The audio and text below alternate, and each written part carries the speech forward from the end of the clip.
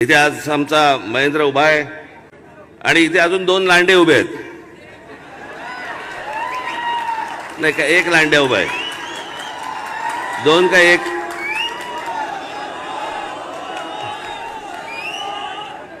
त्यातला एक तर गद्दार. हरामखोर शब्द हा पण कमी पडेल. या लोकांना काय नाही दिलं आम्ही. नगरसेवक झाले, महानगरपालिकेमध्ये स्टँडिंग कमिटीमध्ये बसले, 4-4 वर्ष बसले. बाकीच्यांना संधी द्यायला पाहिजे म्हणून बाजूला केल्यावरती हा माणूस शिवसेनेकडे विकला गेला.